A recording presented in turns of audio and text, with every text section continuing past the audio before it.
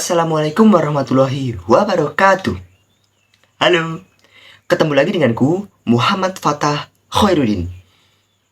Di mana lagi kalau bukan di Bincang Tipis. Bincang-bincang tipis-tipis. Halo kan bincang. Perbincangan kali ini kita akan mengulas seputar mengatur waktu. Nah, apa sih tema kita kali ini? Tema kita yaitu atur jadwalmu, mari belajar bersamaku. Nah, sangat menarik bukan pembahasan kita kali ini? Nah, kok belajar sih kak? Kenapa sih? Nah, itu adalah pentingnya mengatur waktu. Ketika kita bisa manajemen waktu, kita bisa mengatur jadwal belajar kita dengan baik gitu. Nah, kamu bincang tahu nggak sih apa itu manajemen waktu?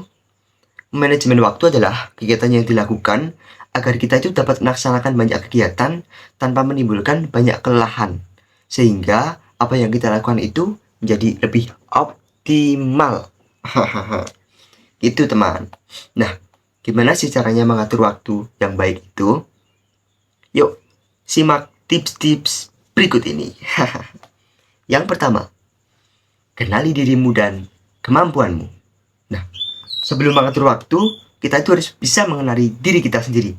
Karena kita itu biar nggak bingung gitu.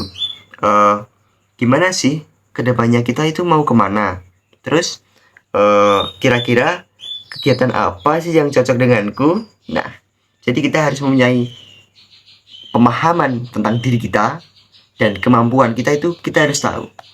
Yang kedua, mencari motivasi belajar. Nah, kenapa sih motivasi itu sangat penting? Karena dengan motivasi itu bisa mendorong kita untuk terus belajar. Motivasi itu dorongan dalam diri kita untuk melakukan sesuatu. Nah, motivasi itu bisa dari mana saja loh. Dari teman, keluarga, sahabat, pacar mungkin. Yang ketiga, membuat jadwal belajar yang teratur. Kenapa sih kita harus membuat jadwal belajar? Nah, tentu saja agar kita itu dapat teratur dalam belajar. Ketika kita teratur dalam belajar, kita bisa berprestasi. Gitu.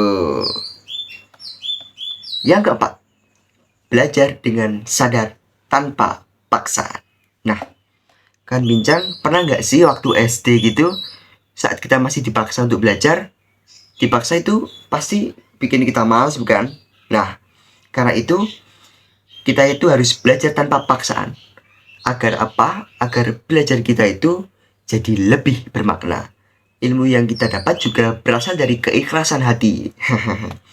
Nah, itu tadi tips-tips yang bisa kita lakukan untuk memanajemen waktu belajar. Semoga materi tadi bisa menambah pengetahuan dan bisa kita terapkan dalam kehidupan sehari-hari kita, khususnya sebagai mahasiswa. Pokoknya kita harus melakukan itu secara seimbang ya. Kita bisa mau belajar, berorganisasi, bekerja atau apapun, kita harus melakukan dengan seimbang.